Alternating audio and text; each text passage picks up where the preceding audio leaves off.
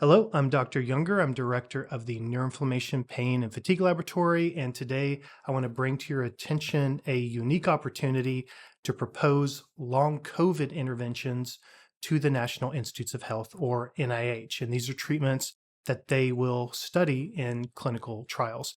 We really need long COVID clinical trials. We have about 17 million people in the United States alone who have long COVID, and that's primarily daily fatigue, profound fatigue, and cognitive issues. So they had a COVID infection, they seem to have recovered, but then they have these symptoms that don't go away. And we need to figure out what to do about those symptoms. Now, this is part of NIH's RECOVER initiative and their Treating Long COVID initiative.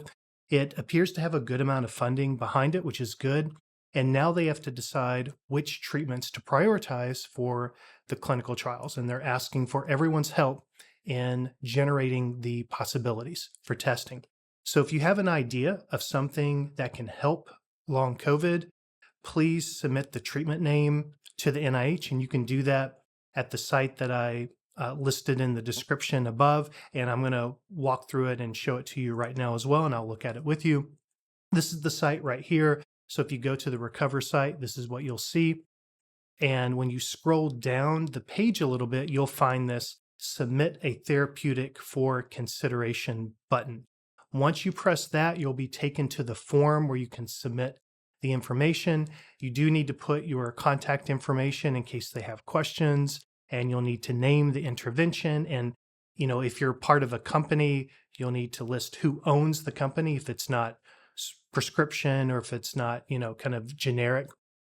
Now, I do want to make this clear. You do not have to be a scientist. You do not have to be a doctor. You don't have to be part of a, chemical company or pharmaceutical company. Anyone, if you're a patient, if you're a caregiver, anyone who has a good idea of something that can actually help long COVID is encouraged to submit their ideas here. And then there's other pages where you're going to enter more information, kind of describing the experiences with that. And this just gives the committee more information because they're obviously going to get more ideas than they can possibly test. And so the more information they have to make these decisions, the better. I do want to note that I'm not part of the Recover initiative, but like I said, it's safe to assume that most treatments are not going to be tested. I imagine they'll get hundreds of ideas and they'll be able to test a fraction of those. So they're going to have to make really hard decisions on which ones to prioritize. Now, I don't know the process that they're going to use for prioritizing treatments for clinical trials, but they'll have some kind of process. It may be, I'm sure things that get mentioned a lot by a lot of different people will be more likely to be given greater consideration, but that's just a guess of mine. That's one of the ways I would do it. So I'm really glad to see this. As I've said before in previous videos, we never know where the groundbreaking idea is going to come from. Every day, people, and lots of you who are listening and watching this video right now, you're running experiments on yourself. You're doing things, your physician may have run out of ideas. We don't know what to try. And so you're testing things yourself. And I can't ask people to do that. But if you're going to run that experiment, we should at least use that information. And so if you've had a positive or negative experience, it's helpful to us as scientists to know what those experiences were like. And that helps guide some of our decisions when we're looking at what we're going to study. You probably know, of course, if you've been following my videos, I read the discussions. A lot of the comments in the discussion section are recommended treatments where someone will say, hey, I tried this and it really worked for me. And every time I see those, I write it down, I put it in my list of possible treatments, and then it sits there in the list. Now, if you saw my previous videos, you know that that list is quite long, but it does get added and it sits there and it could be months or it could be years until I hear something else that's related. So maybe someone else says, hey, I tried this really strange drug and it worked really well. And then I go to my list and say, oh, wait, someone said that exact same thing in another country 3 months ago. Now that starts to raise my interest. I start to look at these things more closely because as scientists, we're always looking for connections. So we fit those pieces together. And so the more people that propose treatments and propose overlapping treatments, or the more people that propose the same treatment, the more attention it's likely to get. And that's just common sense. Most researchers and funding agencies, I guess something I want to note, classically, they don't ask patients for their perspective on what to test. Patients and caregivers are typically not asked, hey, what treatments should we run in clinical trials? I have rarely seen that in 20 plus years of doing research in this field. I think the unwritten idea has been only scientists can come up with good ideas. And of course, that's not true. So we should take information wherever we can get it.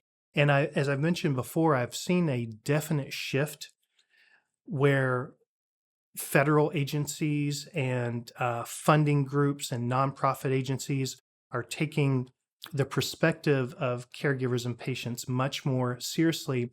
And now almost any federal group or committee I'm sitting on has at least one, if not two, patients on the committee to give their perspective. So if you have an idea, submit it to the site. There's kind of I have to note there's kind of a bit of an irony behind me asking you to give ideas of things that worked, and that's because people who have already fixed the problem are probably not watching these videos. I know from the clinical trials I've run in the past, when someone gets better, the first thing they want to do is put that disease behind them and focus on the new life that they have. And so people who are better probably don't watch videos on how to solve these problems. So it's important to get this request out to the people who have successfully managed their symptoms. And I don't have a really good way to reach them. So if you know someone who had long COVID and they struggled with it, and then they got better, you may want to ask them, is there something you took? Did it just resolve on its own? Or is it something you did as an intervention they tried? And then if they say it's something that they took, please encourage them to go to the NIH site and add that intervention to the list to be considered. We'd really like to hear from them. So hopefully, I hope they get a lot of suggestions, and I hope the most promising treatments rise to the top of the list and it gets the attention it deserves. And eventually it gets into the hands of people who are still struggling with long COVID and who really need it. So that's it. A pretty short video. I hope you have a very good week. I will be back next Monday, of course. As always, I look forward to reading the comments. I probably mentioned a couple weeks ago that I'm right in the middle of a very large grant proposal for about the next 3 to 4 weeks, but I will be taking breaks from grant writing here and there to respond to a few of the comments as well. So I look forward to hearing from you, and thank you for sending your ideas.